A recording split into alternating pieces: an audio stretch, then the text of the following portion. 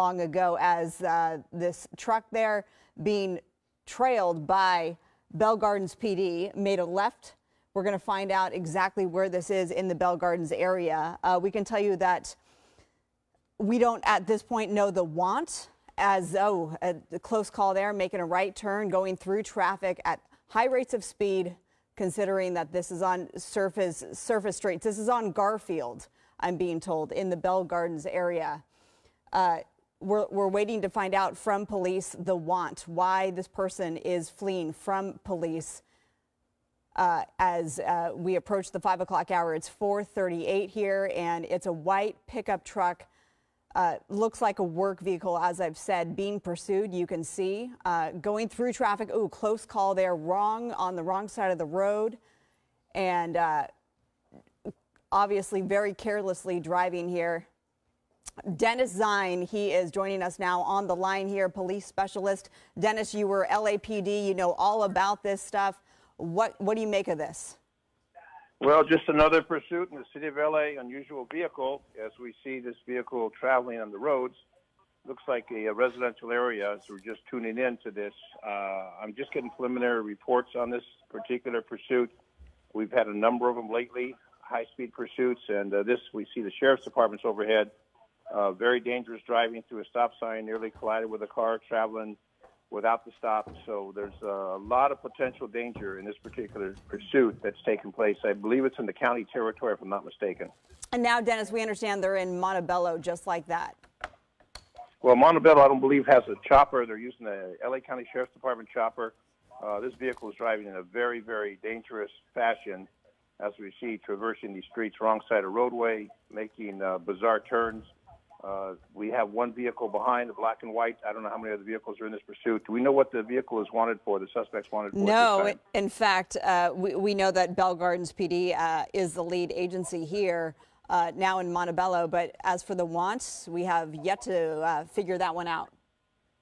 Well, it could be anything. It could be right through another stop sign, a high rate of speed. That's when they broadside someone and someone is seriously injured. But very, very hazardous driving in this particular area, especially in the residential area. We've got children coming out of school, people playing in the streets, extremely hazardous, extremely dangerous as traveling down these roads in a heavily populated area, residential area, with obviously pedestrians, parked cars, driveways, etc. Very, very serious. The police vehicle is right behind. I don't see another vehicle. Normally there's at least one backup. They do have the sheriff's department overhead along with Skyfox 11, and we'll see where this ends up. Hopefully the authorities will release what this individual is wanted for, but clearly a high speed trying to elude. Maybe it's a stolen vehicle, robbery. It could be anything. Sure. I don't want to speculate. We have it clocked. Definitely hot the truck. We have it clocked at about 75 miles per hour on, as you mentioned, a residential street, surface street here, just zooming by unsuspecting drivers here at 4:40 in the afternoon. And what do you make of the vehicle itself? We're calling it a work vehicle, a truck here. The size of it, that also adds to the dangerousness of this pursuit. Well, it could be that he stole the vehicle. That's a very possible situation where the vehicle is stolen from some type of a contractor, some kind of a worker doing some kind of construction, electrical work, that type of vehicle that he's stolen. We assume it's a stolen vehicle, or the individual's wanted for some other activity that we don't know about. Until the authorities give the information and broadcast what the vehicle is wanted for, you can speculate anything. Obviously, he's committing felonies by the way he's driving, but what they want for originally, I do not know. Again, a wrong side of road, going to come up on an intersection, going through that intersection, car stop. This individual, wrong side of road again. This individual is really, really hot to get away. Oh, that is a construction type of vehicle, so it wouldn't surprise me if there was a collision before there's an apprehension. There was a pedestrian in that crosswalk crossing the street. This is very, very dangerous. Sure, and Dennis, of course, I've mentioned the time so far. It's now 4:42. Of course, approaching the evening commute. There's a lot more people out at this hour of the day. This guy driving recklessly, 75 miles per hour on surface streets. This big vehicle, this white pickup truck here. The busy traffic time, that's one of the elements.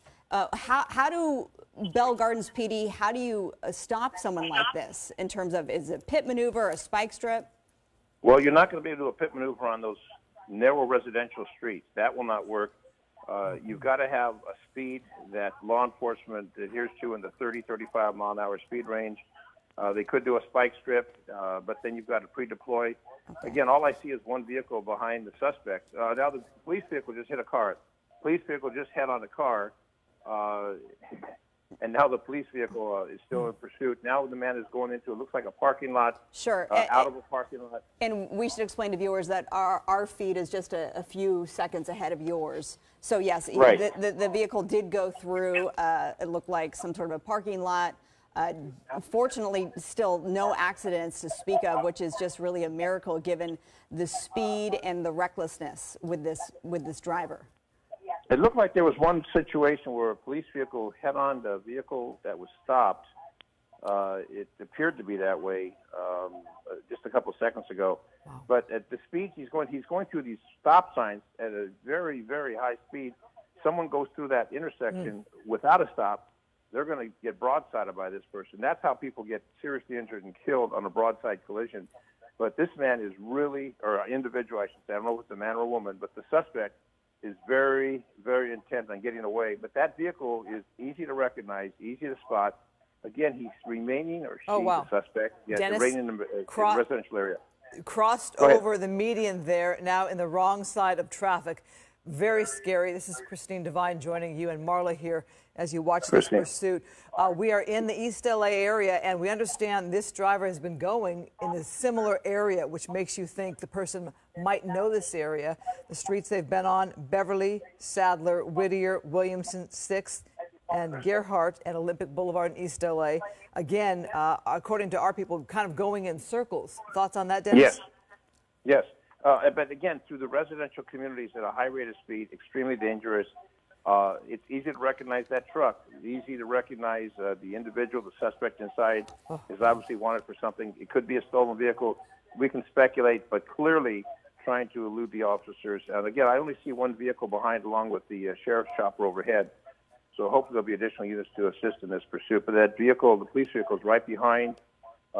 They're not backing off on this individual. He could be wanted for any variety of felony crimes. But whatever he's doing now, he or she, the suspect, is committing many felonies by this driving pattern. And we do have the license plate number, which means obviously Bell Gardens PD does as well. So they're running those plates to find out more. Right. They'll run the plate, see the registered owner. If necessary, contact the registered owner. If it's a stolen vehicle, that'll obviously be part of why this individual is fleeing. We do get commercial vehicles that are stolen. It's not uncommon. And if this is a construction vehiil and someone stole it, or the individual. That move. Look at that move there. Dennis, as you're going to see, he just looked like scraped a couple of vehicles that were stopped in this 4-lane road here, right alongside a golf course there in East LA, the Montebello golf course. Yeah. Yep. Yeah, he's really, really trying to get away, and he comes up upon traffic, especially at this hour. You're going to find a lot of traffic. You know, we're 4:46 going on 5 o'clock, people out of work, a lot of people on the roads, students, bicycle riders, motorcycle riders, etc. Highly congested area. This is not a late night pursuit where you don't have a lot of traffic. You see there's a lot of traffic out, and those are all potential victims of this driver plowing into them and causing them very, very serious injury. Dennis, you're talking about the open roads versus the very congested roads during this rush hour traffic, yet this driver here has found an open stretch here to just bring those speeds up yet again, driving so dangerously and crossing right now over yellow lines. You know, he paralleled the freeway there for a minute, and you can see that he stayed on, I say see because we don't know if it's a he or a she, but he stayed on these surface streets, like we said, kind of going in the same area of East LA, Monterey Park, Garfield now. Yeah. And that's a populated area, especially during the time people getting out of work. So there's a lot of potential people to be injured by this individual who's fleeing at an excessive rate of speed on the residential areas and the commercial areas in this particular community. Again, I only see one vehicle behind, one black and white, and there's got to be more joining in, especially with this speed and the hazardous driving of this individual who's fleeing from the authorities for whatever crime. The units know what he's wanted for, at least what they initially put the pursuit out, in pursuit of a suspect for this particular, that particular. It wouldn't surprise me if anything, whether it be GTA stole the vehicle or some other crime that occurred along the way.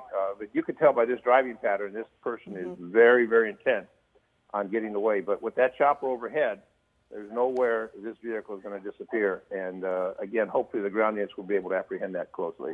And it looks like somebody just flew out of the back of the vehicle, perhaps. I'm thinking about the safety of the public, of course, all of these drivers, you know, making their way on this Thursday afternoon, whether on their way home, to work, running errands, all innocent people out there. So if you're PD, when do you make the decision to back off?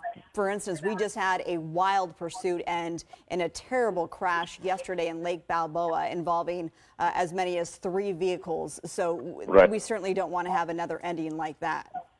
No, the officers have to obviously concern themselves with the protection of the public. You obviously want to apprehend the perpetrator, the suspect. And here we have at least two black and whites in pursuit. There'll be a supervisor who will give direction and follow instead of activating the red lights and the siren. Again, as long as we have an air unit overhead, we can follow at a safe distance. Hopefully that individual will slow down, but oftentimes they don't. But if they do slow down, that gives the public an air of safety, and that area of safety is what we're looking for. At the same time, apprehend this person who's desperately trying to flee and driving in a careless, reckless manner. But the officers will make that call, and a supervisor will be observing, and obviously, oftentimes the supervisor will intercede, because the officers that are in pursuit are intent on apprehending this individual. High-speed pursuit, their adrenaline's pumping. A supervisor looks at this and says, too hazardous, too many problems, let's back off. Let's continue observing. Let's continue with the air operation, follow the safe distance, and they will pursue, but at a safer distance without the siren and red light. Precarious turn there, Dennis. He had just passed the 10 freeway a few minutes ago, going at some speeds up to 90 miles an hour. Look at these turns. It's amazing he's able to keep control of that vehicle and hasn't crashed into another vehicle as you watch this pursuit. Now more on surfacey streets. Did pass the freeway, the 10 freeway. Could have gotten on the freeway, perhaps chose to stay on surface streets. Does it lead you to believe, Dennis, the suspect knows this area, Monterey Park, East L.A.? Well, in addition to maybe knowing the area, there's a concern. You get on the freeway, and the freeway, obviously, at this particular hour, coming up on 5 o'clock, a lot of traffic, a lot of congestion. You can't go anywhere. So on a freeway, it would be preferable, if you're in pursuit of trying to get away from the authorities, to stay in an area where you can continue moving. In this particular area, we see this individual, the suspects, finding open roads where you don't have a lot of congestion. But again, the freeway at this hour is pretty congested, both going north, south, east, and west. So they're probably wise to stay. Whoa. We've seen so many near misses, and that was just another one right through a major intersection there, now in the Alhambra area. As we get a closer look at the suspect, you can see it has the window down just a little bit there, and just again blowing through intersection after intersection with countless near misses. Well, it looks like he may have tapped that last car as he went through the intersection. Okay, he may have tapped the left rear as that vehicle was trying to get out of his way.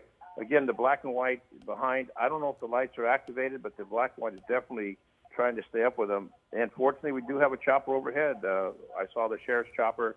They would be broadcasting to the ground. Dennis, we just watched for the first time this motorist come across some pedestrians in crosswalks there. Very scary to see that. The streets that we're looking at here in the Alhambra area have been Garfield, Mission, State, Main Street. So if you know this area, this is where the suspect is at this point in time. That was very scary because there were 2 crosswalks where you had different pedestrians, and luckily nobody got hurt there. I mean, he flew through so fast that they didn't even have a chance to, run or get out of the way if they needed to. Well, that's the concern about pedestrians, cars. When you have heavy traffic like this, there's that hazard that occurs. He goes from residential to commercial. Now it looks like maybe back going into a residential area. He keeps on transferring back and forth, where you've got hazards in both areas. But he's driving aimlessly, just trying to find a spot, maybe to bail. It's not unusual, as we know, they bail from the vehicle. This is a hard vehicle to hide, hard vehicle to conceal. And those units that were behind, I see them follow. They look like they're slipping back. Well, right now, we're following him along northbound Atlantic in Alhambra as we can now see a clear shot of the sheriff's helicopter flying above. And that's what's going to keep the eye. The sheriff's unit will keep an eye on that vehicle, continue with that pursuit. If the ground units do back off, there we go. LA County Sheriff's Department choppers overhead. They work in coordination with smaller cities that don't have air operations. I don't know if that city does have an air operation in Alhambra, but nevertheless, the sheriffs will assist along with other agencies. Again, we're going to find crazy driving, turns against red lights. Is very, very hazardous. This person is wanted for something probably more than stolen vehicle, and that's why they're trying to flee. But with that chopper overhead, they're not going to get too far. And the rate of speed that they've been going at, 70 miles per hour at times, clearly trying to avoid authorities, but in that fairly large vehicle. But I am surprised at this hour, coming up at 5 o'clock, that you have these open stretches. But look at what the driver does to get around somebody who gets in his way. That, of course, is the very scary part indeed. Well, this is desperate. This is desperate moves by this individual. Yeah. These are desperate moves, maneuvers to try and elude the police. Maybe he knows, maybe he doesn't know, or she's a suspect, whether there's a chopper overhead. But with a chopper overhead, you're not going to get anywhere. You're just going to continue fleeing and imperiling a lot of people, a lot of hazard to the general public and motoring public. And as we see, wrong side of the double yellow lines, he's doing, or she, I keep on referring to he or she because we know most of the time it's a he, but this suspect is driving in a totally careless, reckless manner, and this will compound the charges against the individual once they're apprehended. And now this is the area, San Marino, now South Pasadena, in fact. And these are very quiet residential communities, well-maintained, quiet residential communities. Not a lot of crime, not a lot of violence. This is obviously unusual for these neighborhoods as we see these quiet residential streets. But this individual, whether they know the area or not, they are desperate to flee, desperate to evade. Again, we do have a chopper overhead along with the media choppers, and they do communicate and they work with law enforcement. So you've got more than the helicopter eyes overhead. Oh, it looks like he's onto a freeway. It looks like the 110 here, 110, right? 110 South in South Pasadena. So this is the first time that we've seen since we've started covering this pursuit in the last 15 minutes, although it's been underway for at least 30 minutes so far. Now the driver is cruising along on the southbound 110.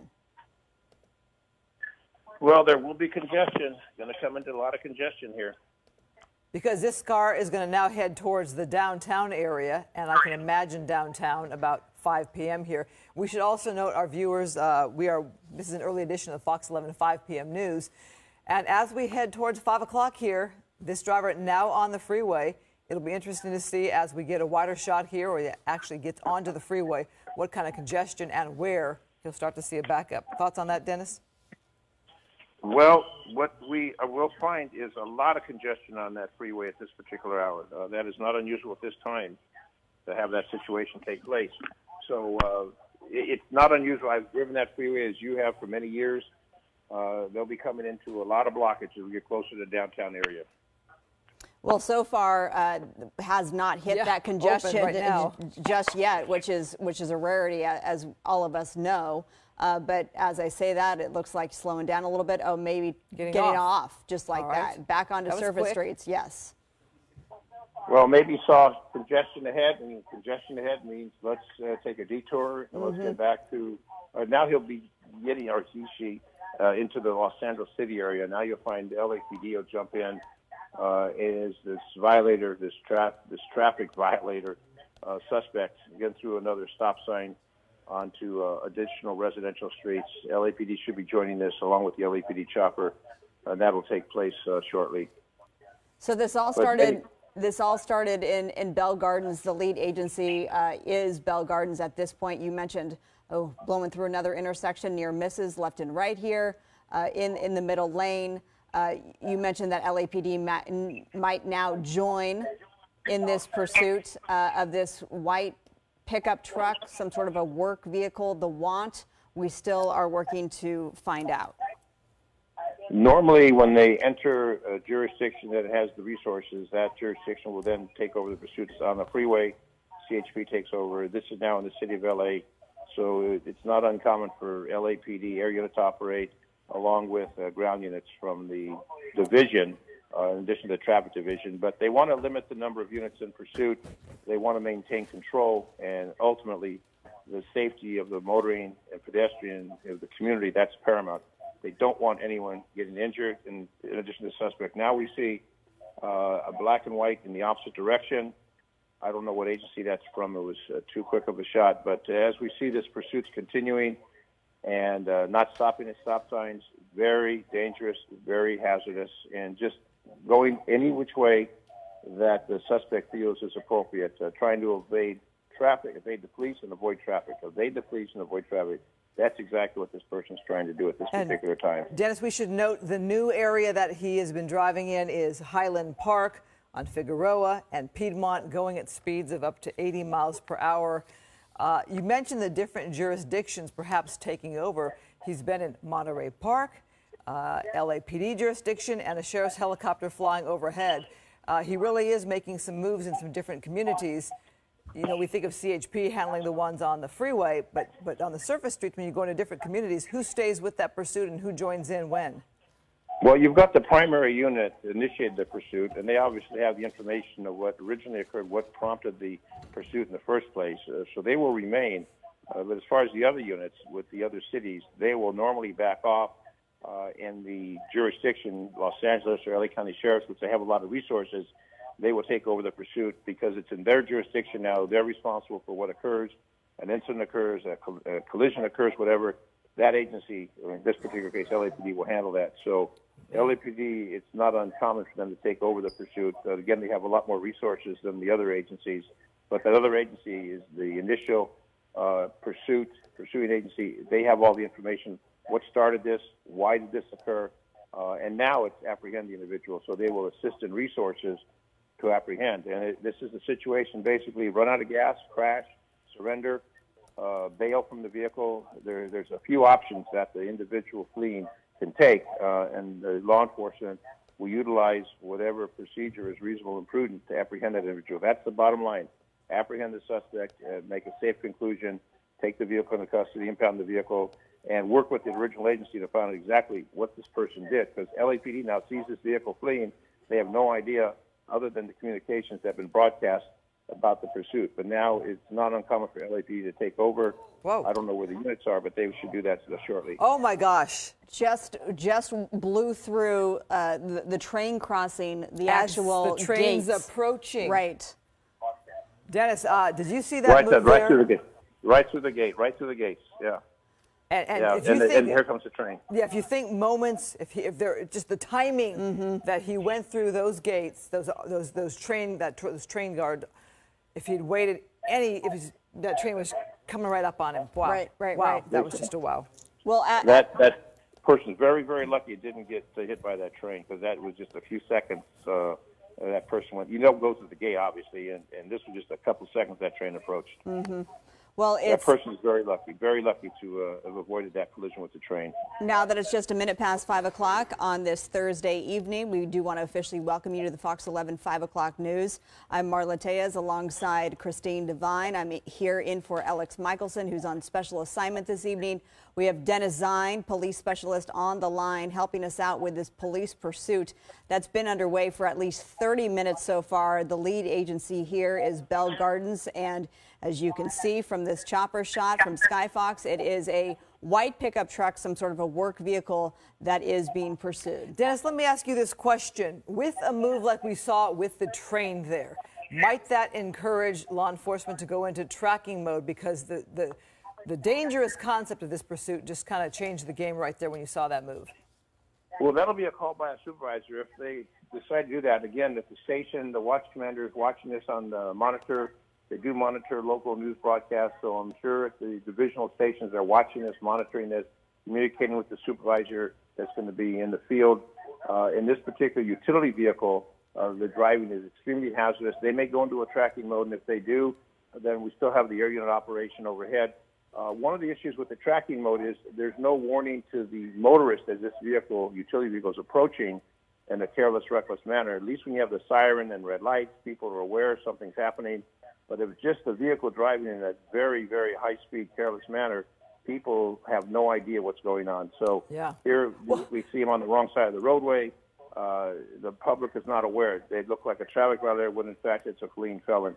So there is some advantage, but the responsibility is for the safety of the public. So oftentimes they will go into a tracking mode. As long as you've got an air unit overhead, tracking mode is successful and very, very safe for the public. But when you've got those vehicles going code 3, multiple police vehicles going code 3, that dual purpose of informing the public as well as trying to apprehend the individual. It looks like he's slowing down a bit. Again, in another residential area, suspect appears to be slowing down from the high speeds that the suspect was driving in previously. So maybe the tracking mode is helpful. If we are in a tracking mode at this time, I don't see a unit close behind. Yeah, we just saw one there with the lights on. There we go. Okay, there we go. But we do have that's not LAPD. That unit is not LAPD. That's one of the other communities. I looked at the blue stripe on the door. South Pasadena, possibly? It could be. And Dennis, as you assess that situation there of who's actually in that tracking mode, we have an answer finally that we can tell you this is a grand theft auto suspect. What's your take GTA. now? So some construction worker was doing work, and this individual stole the vehicle with all the equipment. That's what we have, the utility vehicle used by a construction person, and obviously trying to flee with the vehicle. So that is what occurred. It's a GTA. Was there an armed takeover? Was the vehicle parked? Were the keys in it? A lot of those questions have to be answered. But now we know this is a stolen vehicle that's obviously stolen from a contractor, a construction worker, with all the tools on that utility vehicle. And that's what we're faced with now. You think of that is somebody's, livelihood right there. That is their career. Those are the tools of the trade, the tools that they need to do their job. And we're seeing now this vehicle getting back onto the freeway yet again after being in the South Pasadena area. So the pursuit now back onto the California freeway. Now, are we going to go on the 110? Or off? And looks like he's now back on surface streets. Yep, getting off. off. All right, that was really quick. Well, on and off. It's one of those things, Dennis, as you say, as he is now going to weave his way through, literally threading a needle. Yeah. It seems that once he sees congestion, freeway again, he decides to get off. And when I say that, now he's getting back on in a the freeway. Dangerous fashion. Marla, did you see that move there? Cutting some cars off right there. Okay, he was on the southbound 110, then off at Avenue 52, back onto the freeway here. Dennis, a wild pursuit indeed. And as we talked about this being grand theft, I feel for the person who lost their business truck and are probably watching this pursuit, wanting this truck back in one piece. Now, the question is, how did he get that vehicle? Where did he get the keys? Did he rob the person who owns that truck, get the keys and steal the vehicle? Did he use a weapon? How did he actually get possession of the vehicle? How did he get the key, or did he hotwire? A lot of questions have to be answered how he obtained that particular vehicle. That's all part and parcel. Was it taken in a robbery? Was it just parked with the keys in it? So those questions have to be answered. But nevertheless, we know it's a construction vehicle, utility vehicle, used by a person who uses that for their livelihood. And this individual who's fleeing in that particular vehicle doesn't really have a lot of care or concern for the general public, and just trying to escape, as well as intentioned as that is, trying to escape, but putting everybody's lives in peril as he or she, the suspect, continues to flee the authorities that are obviously pursuing. Whether we're in tracking mode now, we're on the freeway. I don't know if this individual will remain on the freeway. Seems the suspect, as soon as they encounter traffic, they take off back to an area where they don't have a lot of traffic. Because once you get blocked into traffic, there's nowhere to go, and then you have to back up. So now looks like we're off or on the a junction, maybe just an off-ramp. Right, from the northbound 110 there. And we do understand that LAPD is deciding to back off because of the public safety risk there. So you may be right now that they will just revert to tracking mode, as we see plenty of black and whites here lining the street. Well, this is the time that they may decide to utilize the spike strip. The speeds are too fast. The roads are too narrow for any other procedure. It looks like they're out there. They're stopped while observing as this individual is continuing. It looks like on the wrong side Yeah, the wrong side. Definitely wrong side. Boy, that's a scary move there. Cars perhaps able to pull over a little bit as they see what's coming in front of them. The streets he's been on, Arroyo Verde, South Pasadena Avenue, now back into traffic. Oh boy, a bicyclist there. You think of the people that are pedestrians and bicyclists at this hour. Luckily, nobody's been hurt. Back now on a more narrow street, and we're on York Boulevard. And now maybe it's hard to keep track of the different streets because you've been moving so quickly and making so many very dangerous turns. But one thing certain, that this is a residential area. But what this operator is doing, the suspect, is they're trying to get a street that does not have a lot of traffic and just trying to continue on the move, which wouldn't surprise me if they decide to find an area to bail, leave the vehicle, and take off on foot. That's not uncommon in this type of situation. When you get to a residential area, you have opportunity to do that. So that might be the course of action. But the individual's thinking, how am I going to escape? The police are behind me. I don't know if they know there's a chopper overhead. But the fact is they're going to keep eyes on it, and they'll continue to follow at a safe distance. If the pursuit itself, the red light and siren code 3 pursuit, has now been reduced to tracking, the units are still going to be in that area. And as soon as the air unit reports the vehicle has stopped, the individual is out running, then they will apprehend as soon as possible with the units that converge on that area. So it's not that they've neglected the pursuit. They've just concerned themselves with public safety, the general public. And now we're in a heavily populated residential area. All those streets with vehicles parked, people in their homes at this particular hour of 5:09, people coming home from work, students coming home from school. So it's a very, very populated area, and a lot of homes, a lot of people, a lot of potential victims. This individual may be trying to find a place to bail, which is not uncommon as we see in many pursuits. They leave the vehicle and take off on foot. Yeah, South Pasadena Avenue 64 was near Arroyo Verde Road. Dennis, you and I covered a pursuit last night where the suspects bailed. There were 3 in one vehicle. They took off running in a residential area where it was dark at night. 2 of them were caught for sure. We saw that when we were still on Fox 11 News. So they didn't really get far. We also had a pursuit yesterday where the person bailed and police were not nearby with their vehicle. So the person tried to, put their backpack on, ditch the car at a gas station, and tried to walk down the street as if they blended in with the public. That person was caught as well. So the thought of them getting away, we see it all too often where they don't get away. But the concern is, might they run to someone's home? Might they try to take another vehicle? We've seen that happen as well. So how this plays out, it varies from pursuit to pursuit. Dennis? Exactly. And, they take a hostage. They take the hostage in the vehicle. There's all types of possibilities. If they stole a vehicle, that's a felony. If they've committed an armed robbery, if they've injured someone in an armed robbery, if they break into a home, once they get on foot, there's no telling what they'll do. It depends on what they're wanted for, if they've been to state prison, if they don't want to go back. A lot of variables, and they all act different ways. It depends on what they've done in the criminal justice system and how they perform after that. So if it's just a straight GTA, normally they'll surrender, they'll go peacefully, go to court, etc. But if an individual's been to state prison and they don't want to go back, they'll do anything and everything, including taking hostages. So when you've got them fleeing the vehicle, going to a heavily populated area, there's no telling what they'll do. The criminal element that does that, they have really no concern for the general public, women, children, etc. So there have been all kinds of scenarios over the years. But in this particular case, what we know is we have a GTA, a utility vehicle, the livelihood for an individual that lost that vehicle. They reported to the authorities. Authorities somehow saw the vehicle, went into pursuit, and now we're at that stage. So the person could pull over, stop, surrender, get out, run out of gas. That's always a possibility. Yeah. But this individual just seems to continue to the max, trying to elude, trying to escape, trying to get away. And with that air unit overhead, as we see here on Fox 11, it's a clear sight. And that opportunity for that air unit to apprehend with that activity, observing every incident, every movement, every stop. So, there's really no way that this individual is going to be able to flee. Once they leave the vehicle, then there'll be a foot pursuit.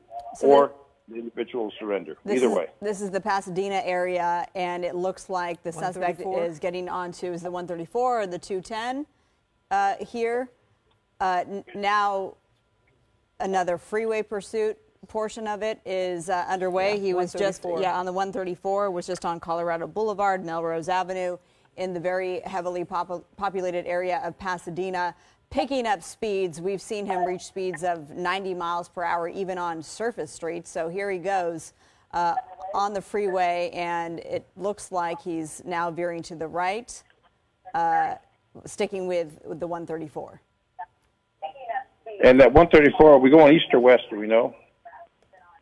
We will find out for you, but we understand that there is heavy traffic ahead as we look at this freeway pursuit now at 5:13 here in Los Angeles. I wouldn't want to be on the freeway at 5 o'clock because that's rush hour traffic, and you can imagine going either direction on the 134. You're going to hit some traffic eventually. Our team is telling us that there is indeed heavy traffic ahead.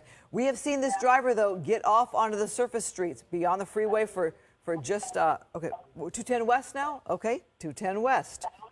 All right, We know with the 210 West, when you come to the 605 in that area, nothing but gridlock all the way through the 210 freeway. It's traditional. As you come up on the 210, you will find a lot. There's movement at this particular time, but that 210 really backs up from the 134. And as we get a closer look of the suspect here, it looks like it is a man there, a male behind the wheel. The window's cracked. It looks like he's got a bald head from this perspective, still blowing through traffic on the westbound 210, this grand theft auto suspect who has been eluding officers for at least 30 minutes so far. This all started in Bell Gardens, now making its way into the Pasadena area on the 134, now westbound 210, and reaching speeds right now of up to 80 miles per hour. Yeah, he's a suspect. Clearly has a clear path, but it's not going to last that long, because as we know, that freeway jams up real quick. Right now, this individual has a pretty clear sail, but it's not going to remain that way. This is a work day. A lot of folks coming home from work. We know that freeway is going to get congested real quick. So that at that particular time, the suspect will probably exit the freeway. At least that's been the trend. Yeah. Exit the freeway, and wouldn't be surprised if we saw the CHP now enter this pursuit. Well, Dennis, again, Dennis, you might be speaking too soon, because it looks like he's exiting the freeway yet again. I mean, he really hasn't given CHP time to jump on this pursuit because he hasn't been on the freeway, but for maybe a couple of exits at max. Now he's back onto surface streets yet again. Yeah, well, I would speculate that we've got traffic ahead, and that's what got him off the freeway.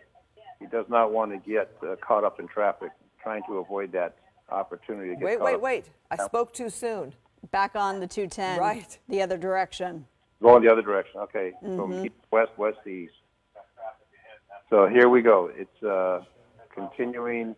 Again, this type of driving, there's no way that you can put out a spike strip. They're not going to do a spike strip on a freeway with multiple vehicles. So they will be following air unit overhead, Skyfox overhead, runs out of gas, hopefully, quickly. Bring this to an end to not jeopardize the safety of the general public, which is obviously paramount to us in law enforcement. And just for your fellow citizens, you don't want to see them get involved in a collision with a utility vehicle of this size that could cause some major damage, major injuries. But now it looks like, again, trying to find a freeway that doesn't have a lot of traffic and to accelerate, try to elude. But it doesn't happen because, again, you've got an air unit over you which way you go. Doesn't matter if you're going east, west, north, or south. That air unit's not going to abandon this pursuit. While the tracking mode takes place, that's not happening with the air unit. Dennis, he was on the eastbound 210. Looks like he's taking Seco Mountain exit yet again, getting off the freeway. We'll try to continue to watch this pursuit as we saw it get increasingly dangerous on surface streets. We want to show you some video from earlier in the pursuit. Okay, we're going to stay with the live at the moment then. The suspect getting off the freeway again, going through that stop sign there, back on surface streets now. So the bigger picture here, we are showing some previous incidences when this suspect, I was going to say a near miss, but in fact sideswiped one of the vehicles there as he made his way through a jammed intersection there. We've seen plenty of near misses. He barreled through a crossing guard train, nearly hit him at one point. We've seen him blow by pedestrians, unsuspecting pedestrians in crosswalks. and it's been intense and it makes you anxious to watch this grand theft auto suspect continuing to get away from authorities. But Dennis, you say it's only a matter of time. It is. It looks like we got CHP behind him at this time. It looks like there's a CHP unit that is now primary behind the suspect's vehicle, the utility vehicle. Looking at that vehicle, the black and white, it looked like a CHP vehicle. Lincoln Avenue in Pasadena. We are watching this pursuit again now on surface streets. But Dennis, you say CHP. Would CHP stay on that pursuit even though it's going on the freeways, off the freeways? Well, back and forth on the freeway. That gives them the jurisdiction. Again, the California Patrol has jurisdiction statewide. All the cities, all the municipalities, all the counties. CHP has jurisdiction statewide on all the roads. So there's no jurisdictional boundary for CHP. They have it everywhere in the state of California. So they can do it on the surface street, L.A. County, whatever the case may be. In this particular case, the individual, the suspect's going back and forth, freeway, surface street. Oh, okay. Dennis, we want to interrupt. There's just been an accident involving this vehicle at an intersection. The white truck has stopped in the middle of the intersection. Another vehicle was hit at quite a high rate of speed. Marla? And we can see the black and whites there in the intersection, so they are there now. And so this is where it gets even more intense, because it comes down to if this suspect will listen to the commands and show his hands and get out of the vehicle. And then it also, is this person armed? Now the question is, we see the incident of the impact. We see the utility vehicle disabled. And now I see one CHP officer. He needs to get some backup real quick. Apparently at this particular time, this juncture, we've got one CHP officer, and he may be a motor officer. Dennis, he's getting out of the vehicle. Yeah. He is complying with commands to get out of that vehicle. His arms spread open wide there, about to get on the ground. Okay, arms on his head now. He is complying. You have to think of those innocent people who are behind that vehicle as they watch this play out with law enforcement there and their guns trained at this suspect here. The good news is he seems to be listening. He doesn't seem to be agitated. He's not moving around. He has his hands on his head right now, and we will watch as this plays out with the commands by the officer. Marla? And the CHP officer with his gun drawn, obviously, as he's giving this suspect commands. This is at the intersection, by the way, in Pasadena at Orange Grove and Holly, where this pursuit came to a crashing end. It is good to see that the suspect is complying so far, anyway.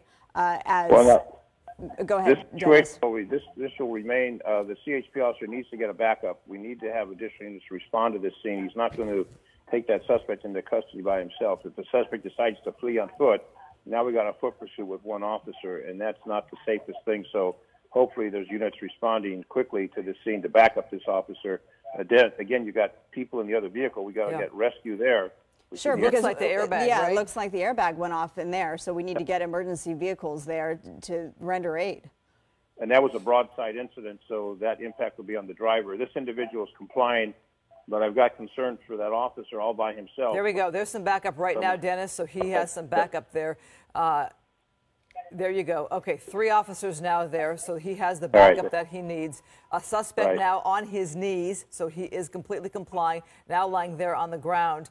There is that concern, as you said, for those vehicles behind the suspect vehicle right there. I'm not sure why the white car stopped there, perhaps to be a witness, but the black car that was hit, that was struck, you see those airbags. I've not seen any movement from that vehicle. Maybe it's somebody just staying there to be safe. Hopefully they're not too badly hurt, but that's going to be something to watch here. All right, suspect now being taken into custody, vehicle being cleared. So now we've got backup. He'll be taken to custody. Then the next thing, they want to get to that vehicle, that SUV, get that driver MT, medical treatment, to hopefully get that driver out of the vehicle. We're watching somebody there at the driver's side. It looks to me like an innocent person or somebody who was in perhaps another car or on the street. Good Samaritan. Came over to check on that driver. Now you have law enforcement there also looking in the window to see the status of that person or people in that car. They're going to render aid. We'll have a lot of units respond now. There'll be a number of officers. They want to give assistance to that operator. If there's a passenger in that vehicle, they want to get them medical treatment as quickly as possible. It looks like that officer in the 10 uniform. That's a CHP motorcycle officer who was operating in a vehicle. But that was the original officer that made the initial stop. And now we've got additional units responding from other agencies. So there'll be assistance. That intersection is going to be locked down for a while. So whatever intersection that is, it's at the on-ramp of the 210. Do we know what location that is?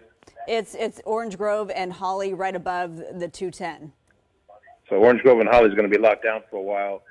They'll get the witness information. They'll render aid to those that are injured and figure it out from there. Dennis? But again, you've got multiple jurisdictions here. Yeah, and we do have the fire department there on the scene so quickly there. They can render aid, and it's hard to tell because the passenger door is open if there's a passenger who's been injured as well or just the driver. Or if the driver's side door is disabled. Yeah, which could be the case. But we certainly hope that whomever is in that vehicle is not injured too badly. Go ahead, Dennis. That impact was on the driver's side, and those airbags inflated, so hopefully the driver is going to be okay. But they'll render aid, get that driver to the hospital if necessary, probably so, with that impact on the driver's side. That's a tremendous impact that took place. They're going to use the jaws of life to open that side of the vehicle, but the paramedics are there, the fire department's there, and they'll get that taken care of real quick. I don't see what agency, what department is there with the fire department, but there are definitely fire, paramedics, and now CHP and other law enforcement agencies. So basically, the suspect's in custody. They're going to render aid to those innocent people. And again, we have a situation, a stolen vehicle, an individual trying to flee, and broadsides an innocent person driving down the road, probably coming home from work, and now their car is destroyed, and they've suffered some medical trauma because of this situation. Well, we can tell you that it is Pasadena Fire Department there on scene rendering aid. And Dennis, to your point, this is precisely what we do not want to see. We don't want a pursuit to have to end in this manner. That's great that the suspect is in custody, but to see this and this situation unfold before our eyes, this is not what we want to see. No, this person has a family that, is going to be worried that they're going to be at the hospital and all the concerns. This is a total innocent individual in a late model vehicle, gets broadsided by an individual, steals a utility truck and broadsides this vehicle, injures this person, destroys the car. I mean, this is a tragedy that occurs when someone's trying to elude the police, and that's exactly what happened in this case. So the individual suspect is taken to custody, doesn't appear to have any injuries. The innocent person in that vehicle is obviously injured, and they're going to render aid because you get broadsided, you're going to suffer some kind of injury. But they're going to use the jaws of life to open up that side of the car. The fire department paramedics are treating that individual at this time. Apparently, hopefully there's only one person in that car. If there's more than one person, they'll render aid. But they're trying to get that side of that car open to extricate that person from the car. And this is obviously what the fire department does best. They got the tools, the apparatus to make that happen. The jaws of life will be utilized to open up that driver's side, and that's what you see happening now, along with the paramedics on the inside treating that individual. Again, you're seat belted in the car. You can't really move, and the left side of your body has been crushed by the impact of that utility vehicle into your vehicle. So it's very serious for that innocent person who just at the wrong place at the wrong time that ends up coming up the victim of this situation. And Dennis, the speeds were about 50 miles per hour when this happened. We have a tighter shot now here of the fire department at work, and such respect for those firefighters, those trained paramedics who come in to render aid. It's heartbreaking to see. It's very sad to see. We can only pray for this person who's in this vehicle, whose day has been altered so drastically by a pursuit.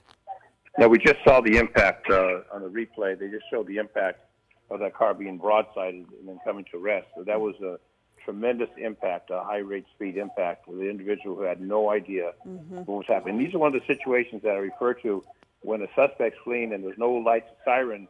That individual driving down the road had no idea that the truck was going to barrel through that red light. They had no idea there was a pursuit. They didn't hear a siren. The vehicle was not in activated emergency.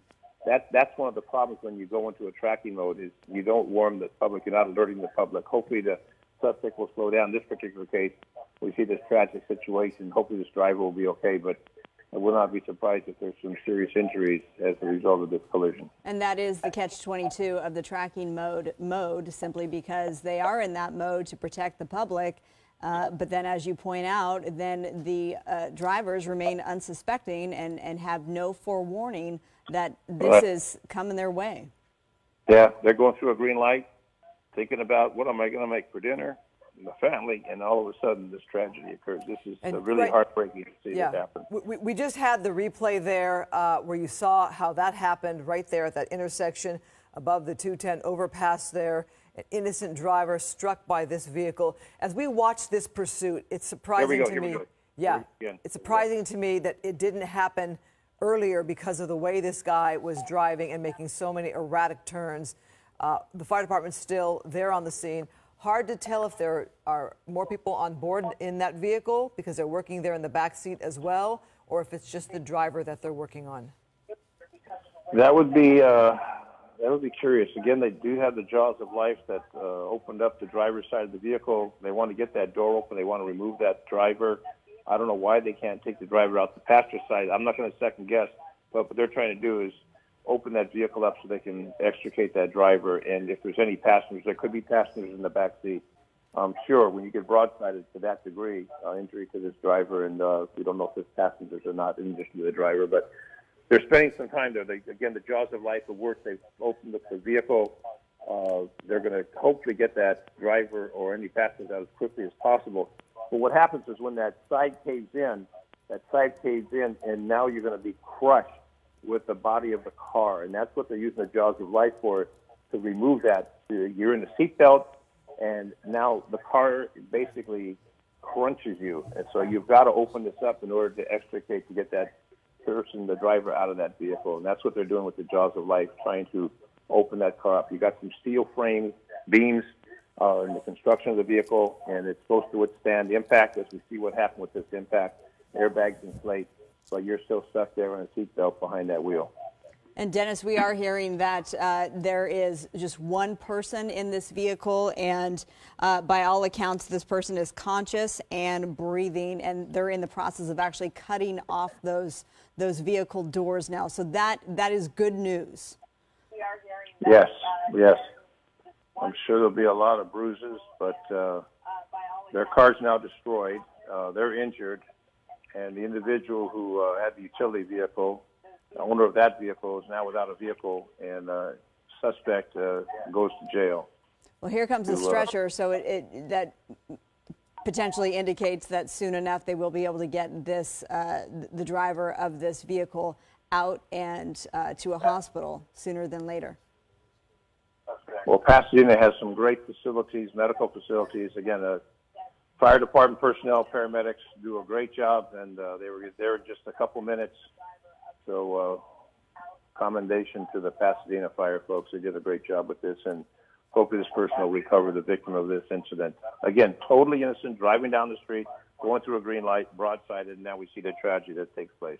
Dennis, let me ask you this. As a sergeant with the LAPD who spent many years in the department, perhaps covered your fair share of pursuits. You've been an analyst for us for many years as well, and we've done so many of these pursuits together. When you see an ending like this, I wonder if some in the public are thinking, why perhaps didn't they stop the pursuit in some fashion? Well, what do you do if you stop the pursuit, you terminate the pursuit? What about the individual who owns the utility truck? That's his livelihood. That's what he uses to support his wife and children. You just let crime continue to go without consequences. They want to apprehend the vehicle. How many people has this individual stolen the vehicle from? I mean, obviously, we see a tragic collision that occurs as a result of this. We saw the individual in the truck that went right through the railroad barricade as a train seconds later crossed that particular path. We don't know. We don't know. But the fact is, if you don't pursue people and you just let everyone steal whatever they want or murder whoever they want, you don't have a civilized society. So we've got rules, we got laws, we got possession, we got jobs, we earn income, we support our families. In this particular situation, you've got a suspect that stole the vehicle. We know that was confirmed as a stolen vehicle, and we don't know whatever else or how many times this suspect has been involved in the criminal justice system. And then you got this sweet, innocent person that gets broadsided. I mean, if you stop the pursuit and you say, okay, you can steal anything, commit robbery, rape, murder, burglary, whatever, and there's no consequences. You can't come to a lawless society. So this is one of the tragedies that occurs when you have a pursuit. These tragedies occur. The pursuits we cover here on Fox 11, we cover a lot of them. Seldom does it happen like this where you have an innocent person, but this is the ultimate sad situation that occurs when you have that. And I've investigated before where people have died as a result of the collision. So it goes from one extreme to the other. This individual who stole the vehicle obviously successfully committed the crime, and now will go to jail, suffer the consequences. But the family of this survivor has to now go through the grief of the pain and agony taking care of their loved one who's a victim of this pursuit. So they do back off, they do tracking, they do all types of things, but the bottom line is you got suspects that steal, that loot, that rape, that kill, and you just can't say, well, because of this, we're not going to pursue, otherwise it'll be totally out of control. So it's a sad commentary, but that's why they have the tracking mode.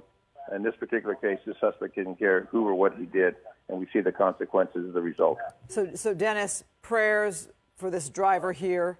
As we said earlier, one person, a driver, conscious and breathing. The paramedics working so hard there, the fire department working so hard there to be of service to this motorist. So talk about the suspect then. What kind of charges now that we have this accident, besides all of the charges you think that come with the pursuit, what now is this person who stole that white truck there also facing because of the accident?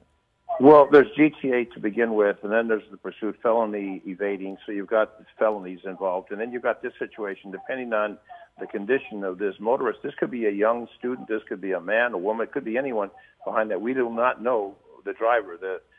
We don't know what the driver did. Was the driver a member of the clergy? Was the driver married with children?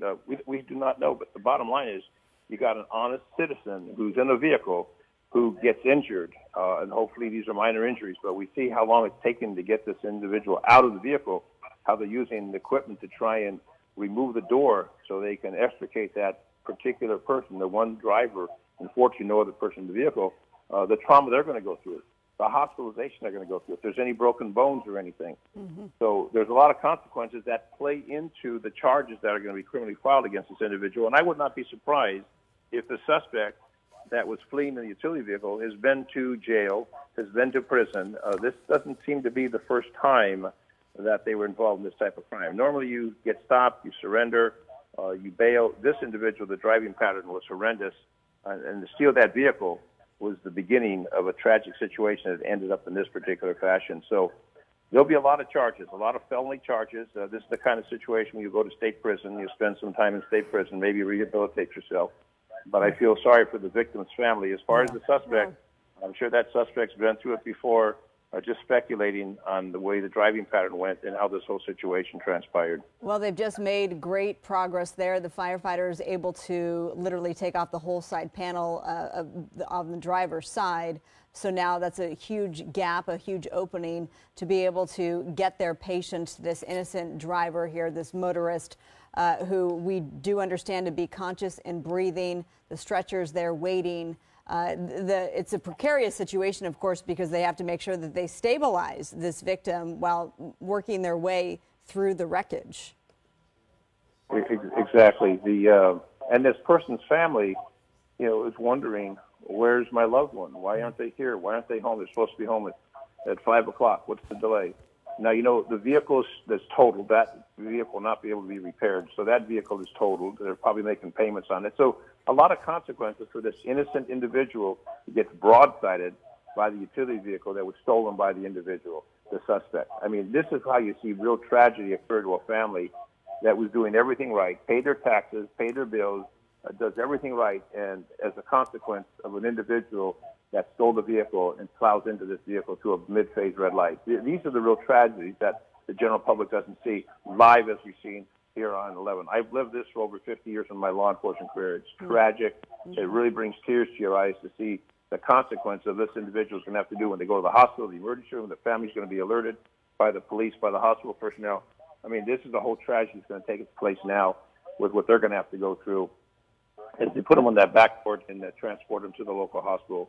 A whole tragedy is now going to unveil, and the hassle that they're going to have to go through, the issue to go to court, this and that and the other. There's a whole next scenario that's going to take place as we see happening. But this individual's going to be on the backboard, put on the gurney, take to the hospital, whatever kind of injuries, you get broadsided. and you're now crushed in that car because of the way that car caves in from that impact. That was a tremendous impact. They're going to sustain some injuries. I would not be surprised if they had some major broken bones. T-boned at, this is important to recall, at a high rate of speed.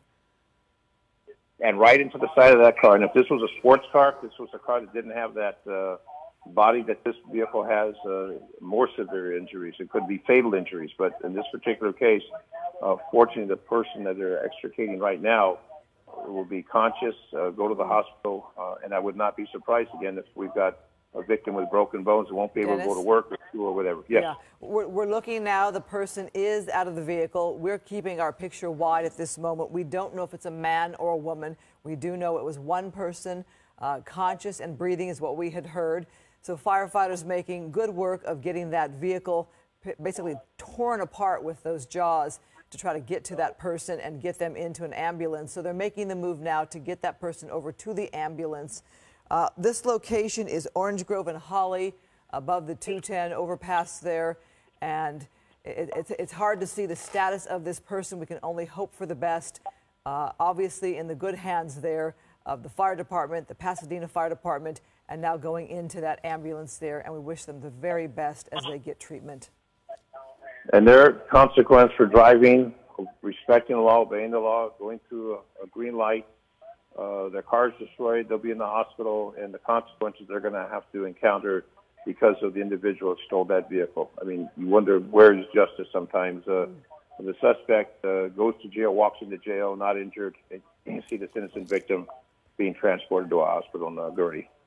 All right, Dennis Zine, police specialist, as always, we thank you so much for your time and for lending your perspective. This latest pursuit here ending at Orange Grove and Holly in Pasadena above the 210. One grand theft auto suspect taken into custody, ending in a T-bone crash at this intersection, and one person now being taken to the hospital. Got to think that this intersection will be closed for a bit of time as they clean up what they need to clean up and investigate what they need to investigate. Fox 11 News here at 5 p.m. continues. We're going to take a quick break. We'll be right back.